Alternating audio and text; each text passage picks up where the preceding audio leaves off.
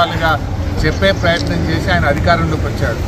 కానీ ఇవాళ అవే యూట్యూబ్ ఛానళ్ళు నీ అక్రమాలను, నీ మాట తప్పిన తీరును, నీ మోసాలను ఎండగడతా ఉంటే ఇవాళ యూట్యూబ్లను తక్కువ చేసి మాట్లాడడం అనేది చాలా విడ్డూరంగా ఉన్నది.